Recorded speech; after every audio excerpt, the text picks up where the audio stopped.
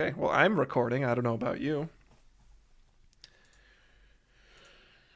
We are going to sync up in 5, 4, 3, 2, 1. Sync.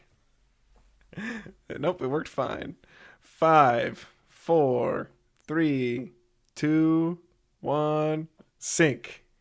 Yeah, my bad. I got distracted while counting down, and then I started matching you, which slows us both down.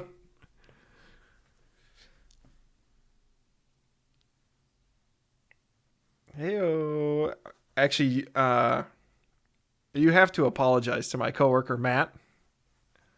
Matt listens to our podcast with his family in the car when they drive places.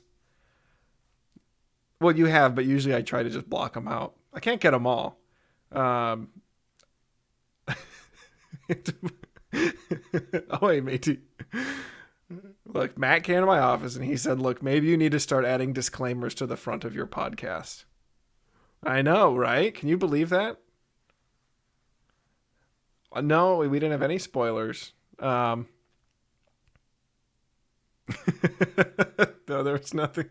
There were no spoilers. Like, you just want to say, I'm sorry, Matt. And see, there we go. Now we're all set. Now we're in the clear. We don't have to do any disclaimers because we apologize to Matt. What do we do? Well, if I talk about it again, then we'll have to apologize again next episode. We'll be stuck in a loop. So I think we'll just... He's allergic to comedy gold. Yeah. So now, with our apology out of the way, it's nothing but hilarity around here at Reference Frames Podcast. The only podcast where you're going to learn physics and have a good time doing it. Unless you like the CERN podcast, I guess you could go listen to that one. Reference Frames Podcast, the podcast where we use movies to learn physics. Boom. I did the thing early. We're only at 2 minutes and 20 seconds of recording time, so we still have plenty of banter time left. What did you do this week?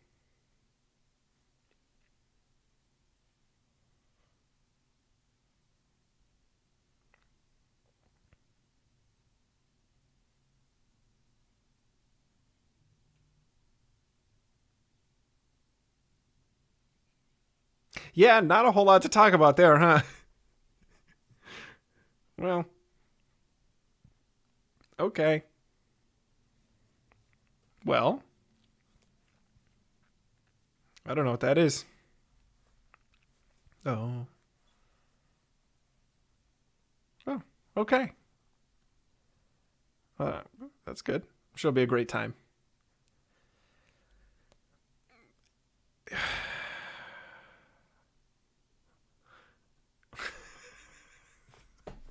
You have to stop doing this.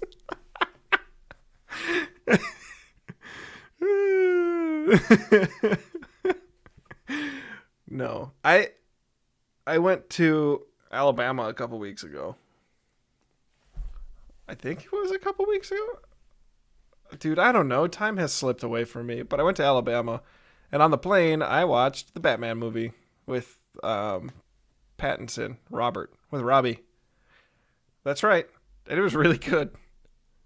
I really enjoyed it. I thought it was really fun.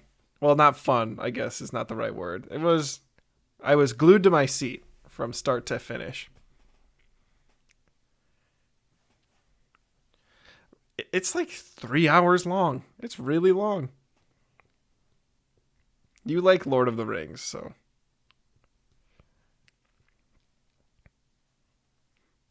Will told me I have to return Lord of the Rings to him. Other Will. A different Will, not this Will. Yeah. They've been sitting on my TV stand for a very long time. A very, very long time. He gave me an ultimatum. He's like, either watch them. Well, he was like, bring them back to me next week, but watch them. I was like, oh, I guess I won't be watching them. That's that, folks. And no, I'm a busy man. I got stuff going on.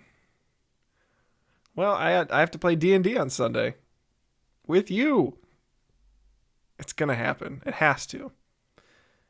I will. I will do that if I need to. Look, we're at the 5 minute recording mark, and you know what that means. We're moving on. Because it's Friday and I got to eat dinner. And it's even later for you. Ooh, okay. Well, that's wrong. Everyone knows where you are. You've said it 800 times. The rain falls mainly on the main. The Reference Frames podcast, I introduced it already. We always start by checking to see if we have any corrections or errors that were pointed out to us in our previous episodes. And we don't. Once more, we're flawless. Yet again. Will anybody correct us? No, we're the foremost experts on everything.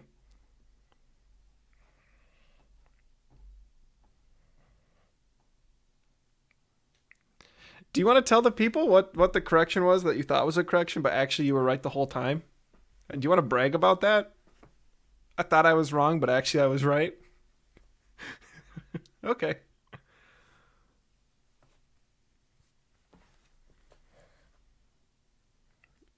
At Podcast Frames. Oh, I haven't checked our Gmail account in a long time. What if we have a question on there that... What if Neil deGrasse emailed us? Hey, want a collab? Okay, yeah, there are no emails. Whoa, hey. Stop burning our bridges with famous physicists. Man, he's our guest star today, and he just hung up. No corrections this week, which means we go to your section of the podcast. Would you like to take it away, my friend?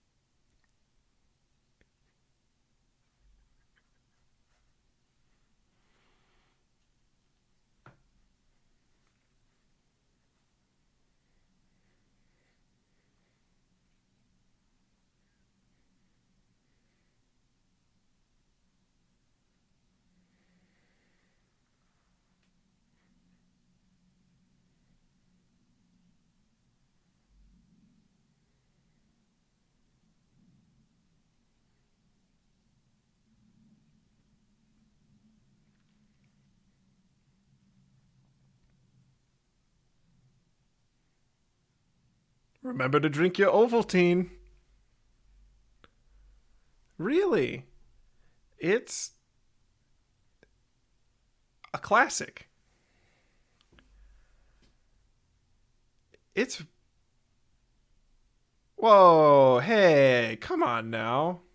If you come after the Great Pumpkin, I'm going to be so upset. It was a sad year in the McKegg household when they stopped showing that every year. They no longer show... I think it's the Great Pumpkin. Yeah. It's the Great Pumpkin. And then if I'm wrong, we'll get a correction. Yeah.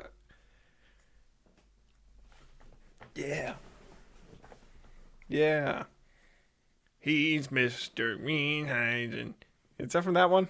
No, that's not from that one. That's from a different one. Oh, my bad. I'm basically we're talking about A Christmas Story, of course.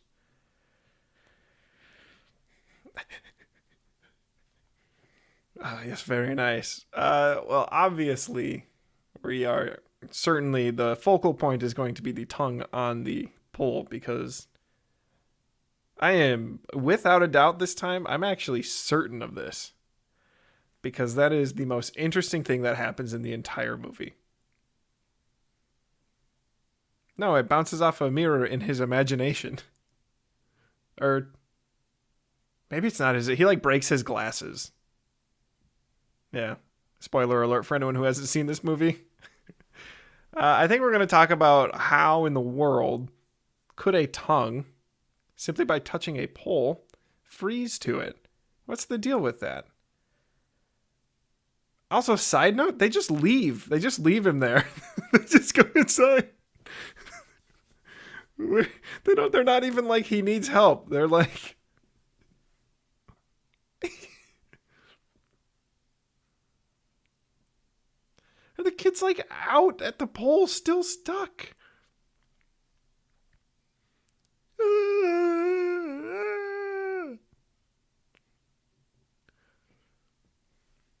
You apologize to Matt's children.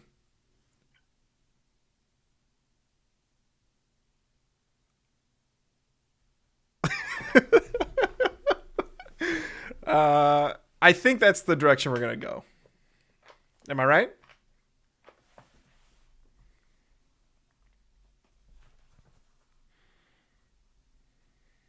Cool.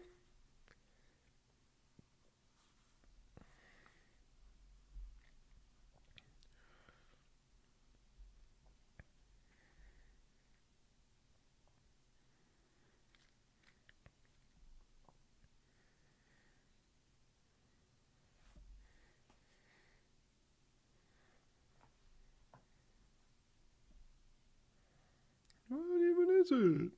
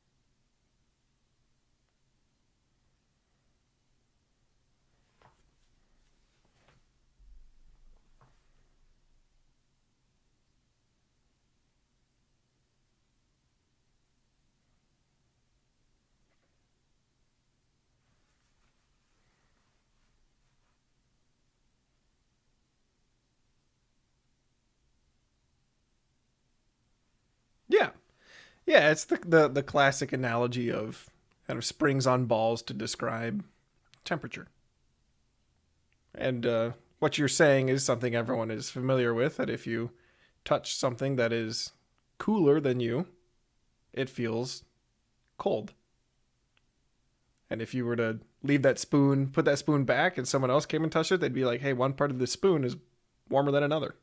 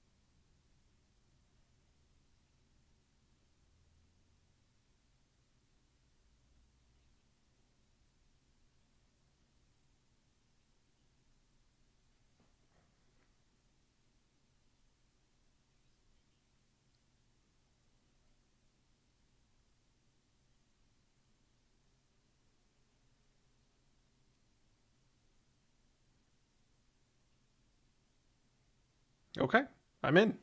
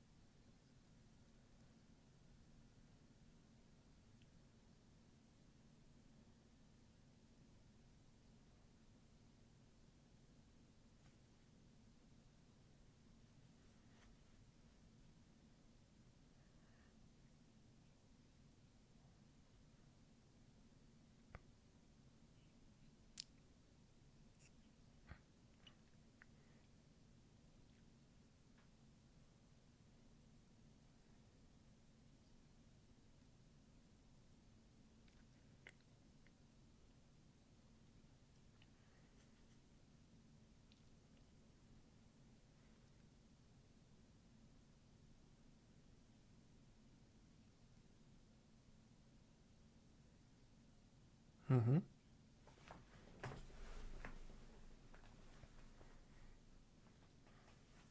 Rapidly.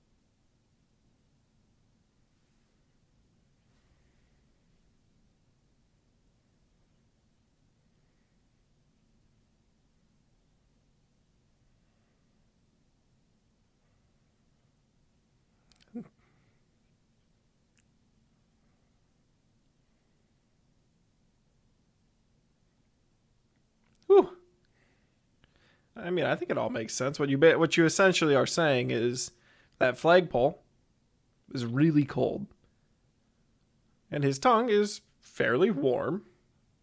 Uh, However, there's much more kind of. Did you use the term thermal mass? Okay, I'll try to avoid using terms, but thermal mass. It takes much more energy to heat up the pole than it does to cool down the tongue because there's a lot more of it to do that cooling. And as a result, the tongue cools rapidly and freezes.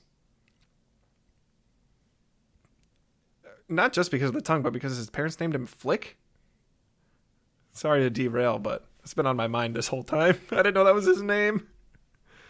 Yeah, me too.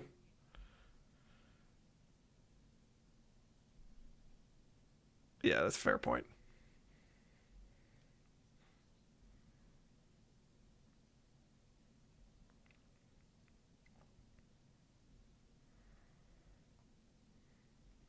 Yeah,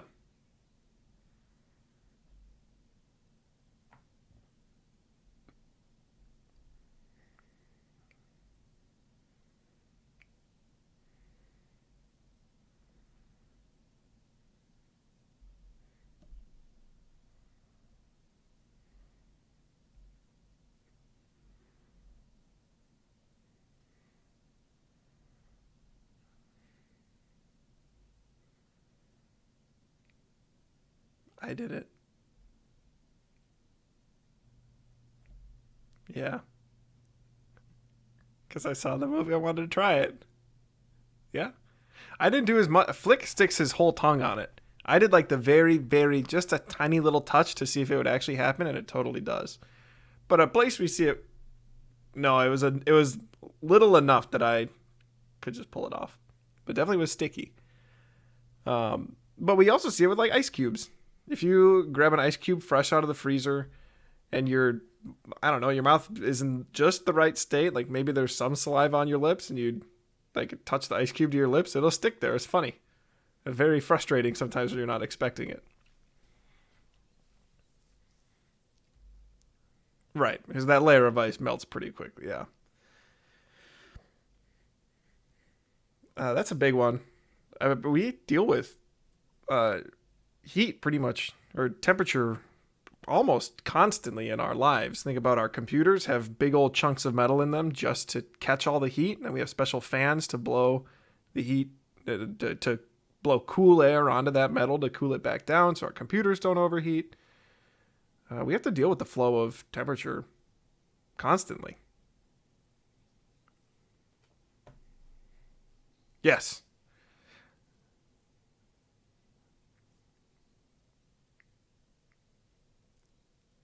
It's actually sort of interesting. The FDA regulates based on material as well. So if you have a medical device that is going to be touched by a human being, they characterize how hot it can be based on how long someone is touching it, essentially. So they say, like, at 60 degrees or whatever, for metal, a human can touch this for like X seconds before they get burned.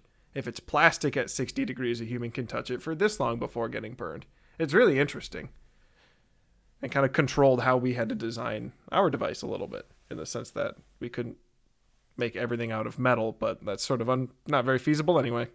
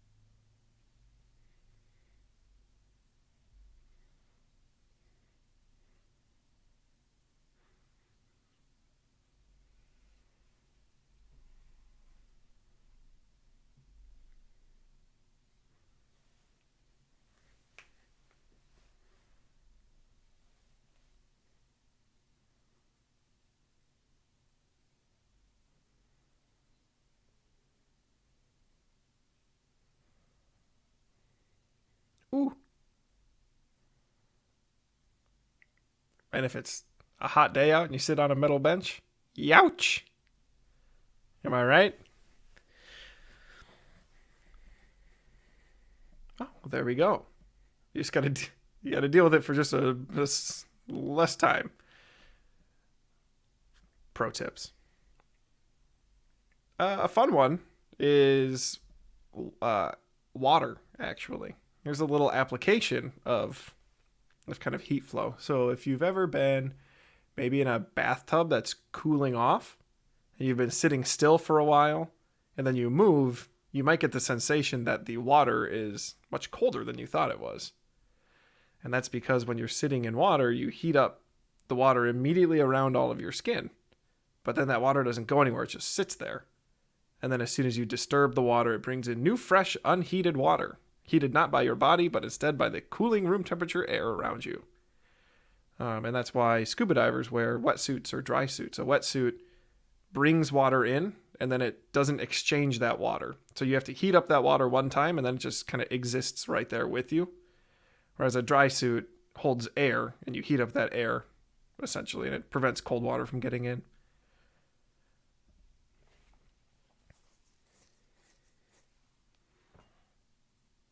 Yes. Yep. Correct. And it. How is it helpful? Yeah. So the idea is the water gets in one time, you heat that water up, and then I have no idea how it really works, why it never exchanges water, even though like you're swimming and you're moving. Yeah, it's got to be just a smaller amount than just swimming around would be. What do you got today? You got some fun ones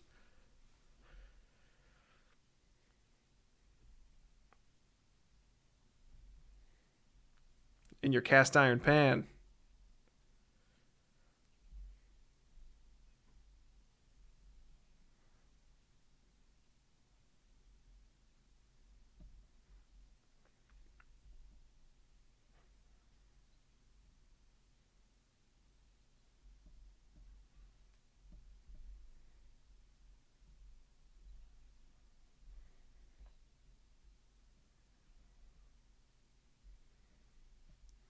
Pow, pow, pow. Take that, salmonella.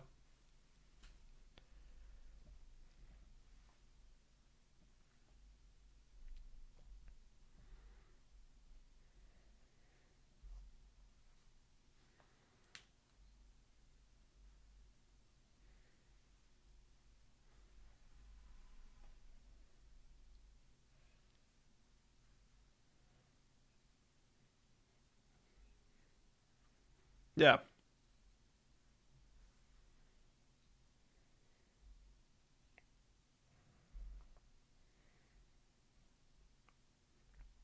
it's teamwork.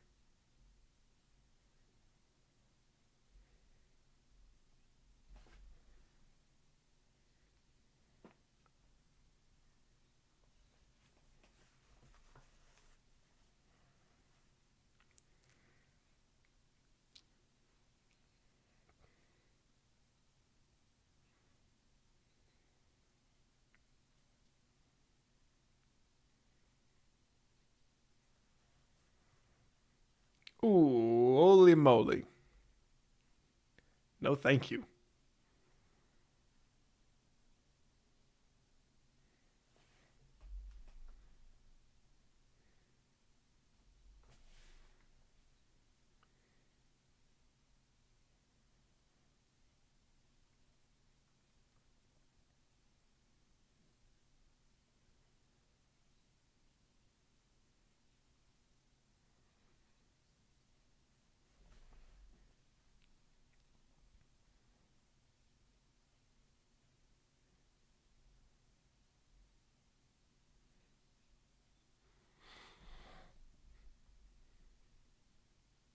I mean, there's just so many. It's like what to pick, you know?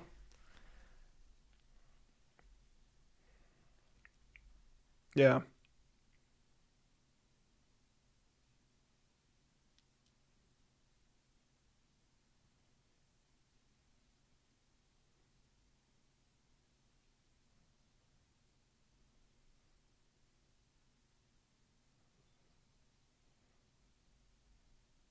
Yeah.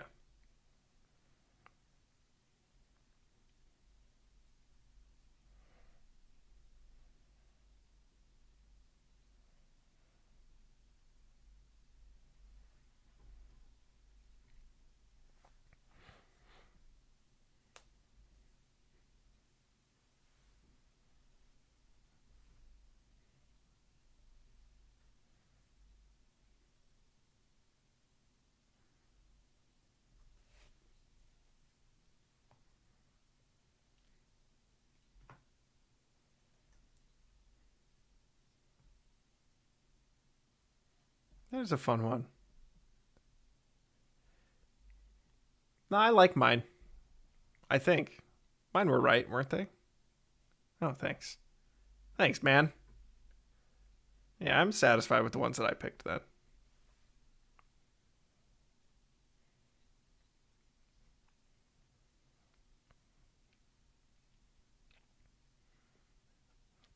Well, geez, that's kind of heavy, don't you think? A little tiny baby piece of it. All right. There are curious people out there in the world, and they have some questions for us. And other people listening might even have questions for us.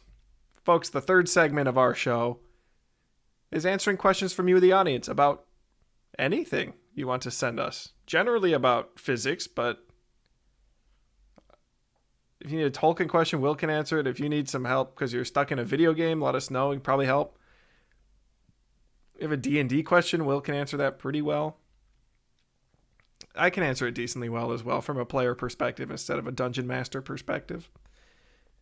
If you want to get a hold of us, you can reach us at Podcast Frames on Twitter or referenceframespodcast@gmail.com. We have a Facebook page, but no one has ever seen it in their entire life.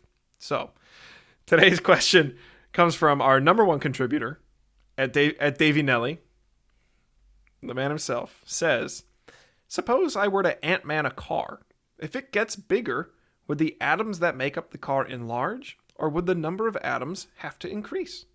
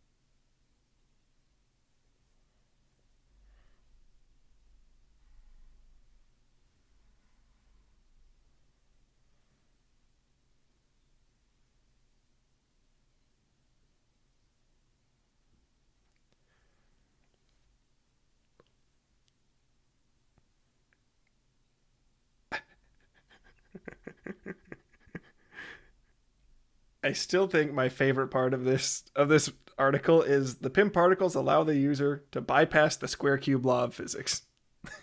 They call it out specifically. It's so funny.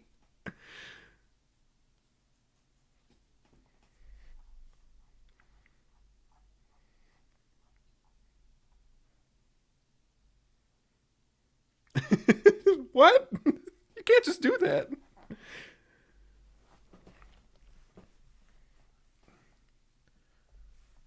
And there you have it. I think that's it for us this week. This episode over already. Folks, if you like this podcast, nothing would be more fun than if you shared it with someone else. Because if there's one thing we need more of in 2022, it's people recommending podcasts to other people. Not nearly often enough. So send it to your friends. Tell your friends then about it again. Force them to listen to your favorite episode, which is probably the one about the lasers, I imagine. That's the one. Nope. It's a different movie. It's a satire. No, that's okay. That's not a satire. If you want to get a hold of us, you can do that at Podcast Frames, referencepodcast@gmail.com. If you want to give us a rating, hey, that'd be sick too. That'd be so cool. You want to say anything on the way out?